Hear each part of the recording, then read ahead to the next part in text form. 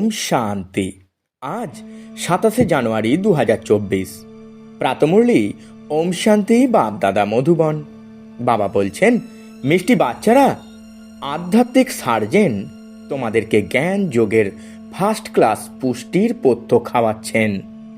এই আধ্যাত্মিক পথ্য একে অপরকে খাইয়ে সকলের আপ্যায়ন করতে থাকো। প্রশ্ন: বিশ্বের রাজ্য ভাগ্য নেওয়ার জন্য কোন পরিশ্রমটি তোমরা করো? পাক্কা পাক্কা অভ্যাসী হও। উত্তরে বাবা খুব মিষ্টি করে আমাদের সকল বাচ্চাদের বোঝাচ্ছেন। বাবা বলছেন, জ্ঞানের তৃতীয় নেত্রের দ্বারা অকাল সিংহাসনাসীন আত্মা ভাইকে দেখার অভ্যাস করো। ভাই ভাই মনে করে সকলকে জ্ঞান দাও। প্রথমে নিজেকে আত্মা মনে করে তারপর ভাইদের বোঝাও। এই অভ্যাস করো তো বিশ্বের রাজ্য ভাগ্য প্রাপ্ত হয়ে যাবে। এই অভ্যাসের দ্বারাই শরীরের অভিমান দূর হয়ে যাবে। মায়ার তুফান বা খারাপ সংকল্পও আসবে না। অন্যদের প্রতি জ্ঞানের তীরও ভালোভাবে লাগবে। ওম শান্তি। জ্ঞানের তৃতীয় নেত্রদাতা আত্মিক বাবা বসে আত্মিক বাচ্চাদের বোঝাচ্ছেন। জ্ঞানের তৃতীয় নেত্র বাবা ছাড়া আর কেউ দিতে পারে না। এখন বাচ্চারা তোমাদের জ্ঞানের তৃতীয় নেত্র প্রাপ্ত হয়েছে। তোমরা জানো যে এখন এই পুরানো দুনিয়া পরিবর্তন হয়ে যাবে। বেচারা মানুষ জানে না যে কে পরিবর্তন করছেন আর কিভাবে পরিবর্তন করছেন, কেননা তাদের কাছে জ্ঞানের তৃতীয় নেত্র নেই। বাচ্চারা, তোমাদের এখন জ্ঞানের তৃতীয় নেত্র প্রাপ্ত হয়েছে, যার দ্বারা তোমরা সৃষ্টির আদি মধ্য অন্তকে জেনে গেছো। এটা হলো জ্ঞানের স্যাকারিন। স্যাকারিনে একটা টুকরো কত মিষ্টি হয়। জ্ঞানেরও একটাই শব্দ হলো মন মনা ভব। নিজেকে আত্মা মনে করে বাবাকে স্মরণ করো। বাবা শান্তিধাম আর সুখধামের রাস্তা বলে দিচ্ছেন। বাবা এসেছেন বাচ্চাদেরকে স্বর্গের উত্তরাধিকার দেওয়ার জন্য। তো বাচ্চাদেরকে কত খুশিতে থাকতে হবে। বলেও থাকে, খুশির মতো খুরাক নেই।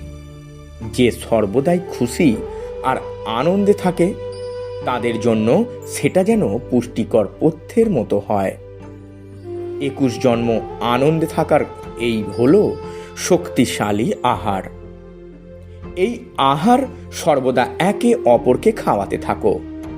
তোমরা শ্রীমত অনুসারে সকলের আপ্যায়ন করে থাকো।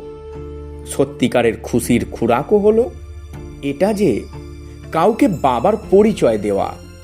মিষ্টি বাচ্চারা জানে যে অসীম জগতের বাবার দ্বারা আমাদের জীবন মুক্তির খুরাক প্রাপ্ত হয়। সত্যযুগে ভারত জীবন মুক্ত ছিল, পবিত্র ছিল। বাবা অত্যন্ত শ্রেষ্ঠ খুরাক দিচ্ছেন। তবেই তো গাউন আছে। অতীন্দ্রিয় সুখ জানতে হলে গোপ গোপীদের জিজ্ঞাসা করো। এটা হলো জ্ঞান আর যোগের কত ফার্স্ট ক্লাস ওয়ান্ডারফুল খুরাক। আর এই খুরাক এক আধ্যাত্মিক সার্জেনের কাছেই আছে। আর কেউ পুষ্টিকর পথ্যের বিষয়ে জানেই না। বাবা বলছেন, মিষ্টি বাচ্চারা, আমি তোমাদের জন্য হাতের উপর সওগাত নিয়ে এসেছি। মুক্তি, জীবন মুক্তির সওগাত আমার কাছেই আছে। প্রতিকল্পে আমি এসে তোমাদেরকে তা প্রদান করি। পুনরায় রাবণ ছিনিয়ে নেয়। তো এখন বাচ্চারা, তোমাদের খুশির পারদ কতটা ঊর্ধ্বমুখী থাকা চাই। তোমরা জানো যে আমাদের একটাই বাবা, টিচার আর সত্যিকারের সদ্গুরু, যিনি আমাদেরকে সাথে নিয়ে যাবেন। মোস্ট বিলাভেড বাবা থেকে বিশ্বের বাদশাহী প্রাপ্ত হচ্ছে। এটা কম কথা কি? সর্বদাই হাসি খুশিতে থাকতে হবে। Godly student life is the best. এটা হলো এখানকারই গাউন। পুনরায় নূতন দুনিয়াতেও তোমরা সর্বদাই খুশি মানাতে থাকবে। জগতের মানুষ এটা জানে না যে সত্যিকারের খুশি কবে মানানো হয়। সাধারণ মানুষের কাছে তো সত্যযুগের জ্ঞানই নেই, তাই এখানেই পালন করতে থাকে। কিন্তু পুরানো তমপ্রধান দুনিয়াতে খুশি কোথা থেকে আসবে? এখানে তো ত্রাহি ত্রাহি করতে থাকে, কতই না দুঃখের দুনিয়া।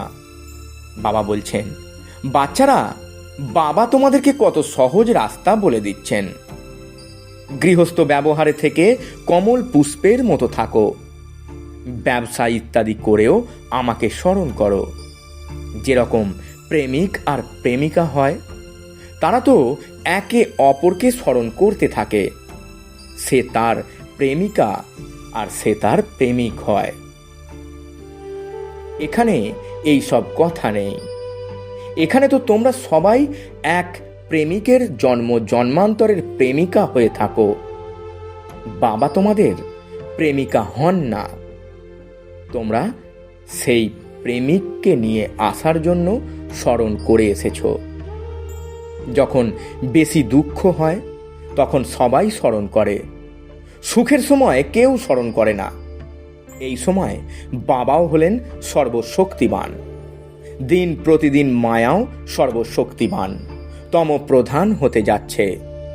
এই জন্য এখন বাবা বলছেন, মিষ্টি বাচ্চারা, দেহি অভিমানী হও, নিজেকে আত্মা মনে করে আমাকে এক বাবাকেই স্মরণ করো, আর সাথে সাথে দৈবিক গুণও ধারণ করো, তো তোমরা এই রকম লক্ষ্মী নারায়ণ হয়ে যাবে। এই পড়াশোনাতে মুখ্য কথাই হলো স্মরণ করা। উচ্চ থেকে উচ্চতম বাবাকে অত্যন্ত প্রেম স্নেহের সাথে স্মরণ করা উচিত। এই বাবাই হলেন নূতন দুনিয়ার স্থাপনকর্তা। বাবা বলছেন, বাচ্চারা, আমি এসেছি তোমাদেরকে বিশ্বের মালিক বানাতে। এই জন্য এখন আমাকে স্মরণ করো, তো তোমাদের অনেক জন্মের পাপ বিনাশ হয়ে যাবে। পতিত পাবন বাবাকেই আহ্বান করে, তাই না? এখন বাবা এসেছেন, তো অবশ্যই পাবন হতে হবে। বাবা হলেন দুঃখ হরণকারী, সুখ প্রদানকারী। অবশ্যই সত্যযুগে পবিত্র দুনিয়া ছিল, তো সবাই সুখী ছিল। এখন বাবা পুনরায় বলছেন, বাচ্চারা, শান্তিধাম আর সুখধামকে স্মরণ করতে থাকো। এখন হলো সঙ্গম যুগ। মাঝি তোমাদেরকে এই পার থেকে ওই পারে নিয়ে যাচ্ছেন। নৌকা কোনো একটা নয়, সমগ্র দুনিয়ায় যেন একটা বড় জাহাজ। এই জাহাজকে ওই পারে নিয়ে যাচ্ছেন। মিষ্টি বাচ্চারা, তোমাদেরকে কতই না খুশিতে থাকতে হবে। তোমাদের জন্য সর্বদা খুশি খুশি। অসীম জগতের বাবা আমাদেরকে পড়াচ্ছেন। বাহ, এটা তো কখনো শোনোনি বা শাস্ত্রে পড়োনি। ভগবানুবাচ, আমি তোমাদেরকে রাজযোগ শেখাচ্ছি। তোমাদেরকে অর্থাৎ আত্মিক বাচ্চাদেরকে রাজযোগ শেখাচ্ছি। তাই তোমাদেরকে ভালোভাবে শিখতে হবে, ধারণা করতে হবে, সম্পূর্ণ রীতিতে পড়তে হবে। পড়াশোনাতে নম্বরের ক্রমানুসারে তো হতেই থাকে। নিজেকে দেখতে হবে, আমি উত্তম, মধ্যম নাকি কনিষ্ঠ। বাবা বলছেন, নিজেকে দেখো, আমি উচ্চ পদ প্রাপ্ত করার যোগ্য হয়েছি, আধ্যাত্মিক সার্ভিস করছি। কেননা বাবা বলছেন, বাচ্চারা সার্ভিসেবল হও, ফলো করো। আমি এসেছি সার্ভিস করার জন্য। প্রতিদিন সার্ভিস করি, এই জন্য তো এই রথ নিয়েছি। এই রথ অসুস্থ হলে তো আমি এই রথে বসে মুরলি লিখি। মুখ দিয়ে তো বলতে পারি না, তাই আমি লিখে দিই, যাতে বাচ্চাদের মুরলি মিস না হয়। তো আমিও সার্ভিসের রথ আছি, তাই না? এটা হলো আধ্যাত্মিক সার্ভিস। বাবা মিষ্টি মিষ্টি বাচ্চাদেরকে বোঝাচ্ছেন, বাচ্চারা, তোমরাও বাবার সার্ভিসে লেগে যাও। On god fatherly service. সমগ্র বিশ্বের মালিক বাবাই তোমাদেরকে বিশ্বের মালিক বানাতে এসেছেন। যে ভালো পুরুষার্থ করে তাকে মহাবীর বলা হয়। দেখা যাক কে মহাবীর। যে বাবার ডাইরেকশনে চলে। বাবার আদেশ হলো নিজেকে আত্মা মনে করে ভাই ভাইকে দেখো, এই শরীরকে ভুলে যাও। বাবাও এই শরীরকে দেখেন না। বাবা বলছেন আমি আত্মাদেরকে দেখি। এছাড়া এটা তো জ্ঞান আছে যে আত্মা শরীর ছাড়া কথা বলতে পারে না। আমিও এই শরীরে এসেছি, লোন নিয়েছি। শরীরের সাথেই আত্মা পড়াশোনা করতে পারে। বাবার বসার স্থান হলো এখানে। এটা হলো অকাল সিংহাসন। আত্মা হলো অকাল মূর্তি।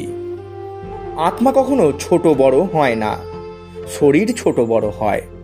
যে সমস্ত আত্মারা আছে তাদের সকলেরই স্থান হলো এই ভ্রুকুটির মাঝে। শরীর তো সকলের ভিন্ন ভিন্ন হয়। কারোর কারোর অকাল সিংহাসন হলো পুরুষের, কারোর অকাল সিংহাসন হলো স্ত্রীর, কারোর অকাল সিংহাসন হলো বাচ্চার। বাবা বসে বাচ্চাদেরকে আধ্যাত্মিক ড্রিল করা শেখাচ্ছেন। যখন কারোর সাথে কথা বলো তো প্রথমে নিজেকে আত্মা মনে করো। আমি আত্মা, অমুক ভাইয়ের সাথে কথা বলছি। বাবার বার্তা দাও, বলো শিব বাবাকে স্মরণ করো। স্মরণের দ্বারাই মরচে সেরে যায়। সোনার মধ্যে যখন খাদ দেওয়া হয় তখন সোনার ভ্যালুই কম হয়ে যায়। তোমাদের আত্মাদের মধ্যেও মরিচা পড়ার কারণে তোমরা ভ্যালুলেস হয়ে গেছো। এখন পুনরায় পবিত্র হতে হবে। বাবা বলছেন আত্মারা তোমাদের এখন জ্ঞানের তৃতীয় নেত্র প্রাপ্ত হয়েছে। সেই নেত্র দিয়ে নিজের ভাইদেরকে দেখো। ভাই ভাইকে দেখলে কর্মেন্দ্রিয় কখনো চঞ্চল হবে না। রাজ্য ভাগ্য নিতে হবে, বিশ্বের মালিক হতে হবে। তো এই পরিশ্রম করো। ভাই ভাই মনে করে সবাইকে জ্ঞান দাও। তাহলে এই অভ্যাস পাকা হয়ে যাবে। তোমরা হলে সত্যিকারের বাদার্স। বাবাও উপর থেকে এসেছেন, তোমরাও এসেছিলে। বাবা বাচ্চাদের সাথে সার্ভিস করছেন। সার্ভিস করার জন্য বাবা সাহস প্রদান করছেন। সাহসী বাচ্চা সহায়তায় বাবা। তো এই প্র্যাকটিস করতে হবে। আমি আত্মা ভাইকে পড়াচ্ছি, আত্মা পড়ছে, তাই না?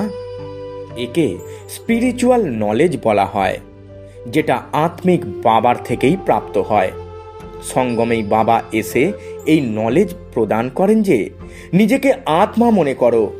তোমরা অশরীরী এসেছিলে, পুনরায় এই শরীর ধারণ করে তোমরা 84 জন্ম পাঠ প্লে করছো।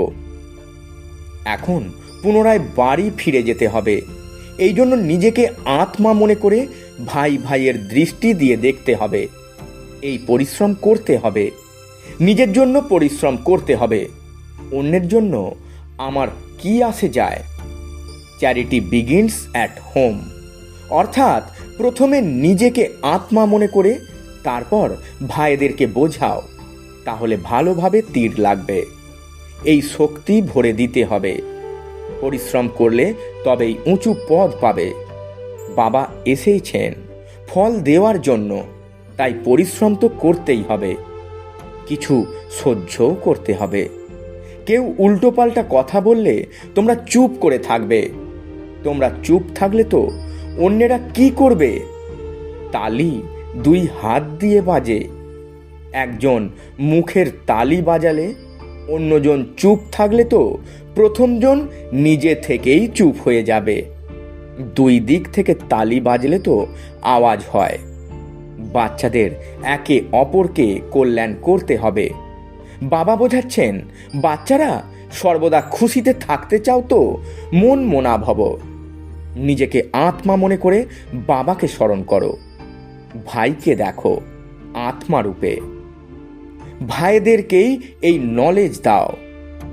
যোগ করানোর সময়ও নিজেকে আত্মা মনে করে ভাইদেরকে দেখতে থাকবে, তাহলে সার্ভিস ভালো হবে। বাবা বলেছেন ভাইদেরকে বোঝাও। সকল ভাই বাবার থেকে উত্তরাধিকার নিচ্ছে। এই আধ্যাত্মিক নলেজ একইবার তোমাদের প্রাপ্ত হয়। তোমরা হলে ব্রাহ্মণ, পুনরায় দেবতা তৈরি হচ্ছ। এই সঙ্গম যুগকে থোড়াই ছেড়ে দেবে?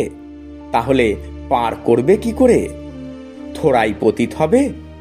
এটা হলো ওয়ান্ডারফুল সঙ্গম যুগ। তো বাচ্চাদেরকে আত্মিক যাত্রাতে থাকার অভ্যাসী হতে হবে। তোমাদেরই ভালোর জন্য বলা হচ্ছে। বাবার শিক্ষা ভাইদেরকে দিতে হবে। বাবা বলছেন, আমি তোমাদেরকে জ্ঞান শোনাচ্ছি, আত্মাদেরকেই দেখছি। মানুষ মানুষের সাথে কথা বলার সময় তার মুখ দেখে, তাই না? তোমরা যখন আত্মার সাথে কথা বলবে তো আত্মাকেই দেখবে। যদিও শরীরের দ্বারা জ্ঞান শোনাও, তথাপি এখানে শরীরের অভিমানকে ত্যাগ করতে হয়। তোমরা আত্মারা বুঝতে পেরেছ যে পরম আত্মা বাবা আমাদেরকে জ্ঞান প্রদান করছেন। বাবাও বলছেন, আমি আত্মাদেরকে দেখি। আত্মারাও বলছে, আমরা পরমাত্মা বাবাকে দেখছি, তার থেকে নলেজ গ্রহণ করছি। একে বলা যায় স্পিরিচুয়াল জ্ঞানের লেনদেন। আত্মার সাথে আত্মার মধ্যেই জ্ঞান আছে। আত্মাকেই জ্ঞান শোনাতে হবে। এটাই হলো শক্তি। তোমাদের জ্ঞানে এই শক্তি এসে গেলে তো যে কাউকে জ্ঞান বোঝানোর সাথে সাথেই তীর লেগে যাবে। বাবা বলছেন, প্র্যাকটিস করে দেখো, তীর লাগে, তাই না? এই নূতন অভ্যাস ধারণ করতে হবে, তাহলে শরীরের অভিমান দূর হয়ে যাবে, মায়ার তুফান কম আসবে, খারাপ সংকল্প আসবে না, ক্রিমিনাল আই থাকবে না। আমরা আত্মারা 84 জন্মের চক্র লাগিয়েছি। এখন নাটক সম্পূর্ণ হচ্ছে। এখন বাবার স্মরণে থাকতে হবে। স্মরণের দ্বারাই তমপ্রধান থেকে শতপ্রধান হয়ে শতপ্রধান দুনিয়ার মালিক হয়ে যাবে। কত সহজ, তাই না?